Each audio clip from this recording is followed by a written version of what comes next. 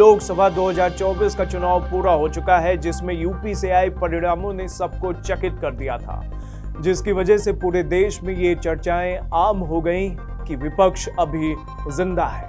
और आज हम बात करेंगे उन खबरों की जिसमें ये कहा जा रहा है कि यूपी के कुछ सांसद ऐसे भी हैं जिनकी सदस्यता कभी भी जा सकती है। ऐसे सांसद कौन हैं? क्या वो विपक्षी दलों से ताल्लुक रखते हैं या वो सत्ता दल यानी बीजेपी के सांसद हैं? अगर है तो क्या मोदी सरकार के लिए यूपी से अभी और मुसीबतें बढ़ सकती हैं या विपक्षी दलों को सालों बाद यूपी से मिले ऑक्सीजन पर कभी भी ब्रेक लग सकता है? तो चलिए जानते हैं और समझते हैं उन सांसदों के बारे में जिनकी संसद सदस्यता पर तलवार लटक रही है। पहला नाम गाजीपुर सीट से जीतने वाले अफजाल अंसारी का, जिसे गैंगस्टर एक्ट में एक मामले में पहले ही 4 साल की सजा सुनाई जा चुकी है। कुछ दिन पहले इलाहाबाद हाई कोर्ट ने उनकी सजा पर रोक लगा दी थी।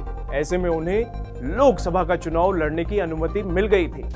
अब इस मामले की सुनवाई जुलाई में होनी है। ऐसे में अगर हाई कोर्ट ने अफजाल अंसारी की सजा बरकरार रखी तो उनकी लोकसभा सदस्यता कभी भी जा सकती है। हालांकि अंसारी के पास सुप्रीम कोर्ट जाने का भी ऑप्शन खुला है। दूसरे नंबर पर आजाद समाज पार्टी के चंद्रशेखर आजाद, जिनके खिलाफ कई मामले दर्ज हैं। नगीना से दिग्गजों को मात देने वाले आजाद समाज पार्टी के चंद्रशेखर आजाद के खिलाफ मुकदमों की फेहरिस्त है। एडीआर की एक रिपोर्ट के मुताबिक भीम आर्मी चीफ और सांसद चंद्रशेखर पर देश भर में सबसे अधिक मामले दर्ज हुए हैं। 4 अलग अलग मामलों में कोर्ट ने इन पर आरोप भी तय कर दिया है।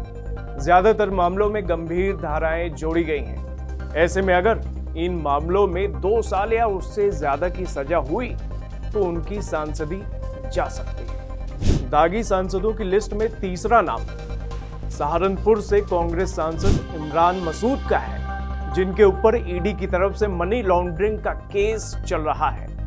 8 अलग अलग दूसरे मामलों में से 2 पर उनके ऊपर आरोप तय हो चुके हैं और साथ ही ईडी की जांच भी तेज गति से आगे बढ़ रही है। दागी सांसदों की लिस्ट में यूपी के पूर्व मुख्यमंत्री अखिलेश यादव के परिवार तक भी जाती दिख रही है, जिसमें आजमगढ़ सीट से जीतने वाले धर्मेंद्र यादव के खिलाफ 4 केस पेंडिंग में है।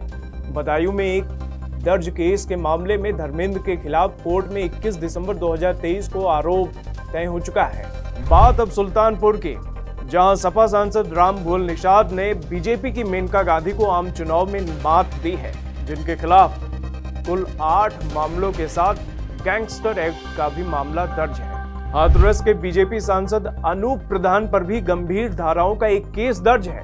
आरोप तय किए जा चुके हैं पर फैसला आना बाकी है, लिहाजा उन पर भी सदस्यता खोने का खतरा मंडरा रहा है। वैसे जौनपुर के भी सांसद जी किसी से पीछे नहीं है, जिनके ऊपर यानी बाबू सिंह कुशवाहा पर NRHM के स्कैम का आरोप है। साथ ही आय से अधिक संपत्ति का मामला भी लंबित है। अलग अलग केसों में कुछ मामलों में आरोप भी तय किए जा चुके हैं। अगला नंबर चंदौली का, जहां के सपा सांसद यानी वीरेंद्र सिंह पर भी एक मामला चल रहा है और आरोप भी तय हो चुके हैं। तो इन सांसदों की फेहरिस्त देखकर ऐसा लगता है कि अगर इन नवनिर्वाचित सांसदों को सजा मिलती है तो यूपी में जल्द आपको लोकसभा के उपचुनाव होते हुए दिखाई दे सकते हैं, क्योंकि जन प्रतिनिधित्व अधिनियम 1951 के अधिनियम 8(3) के मुताबिक अगर किसी जनप्रतिनिधि को 2 साल या उससे ज्यादा की सजा होती है तो ऐसे में उसे अपनी सदस्यता छोड़नी होगी।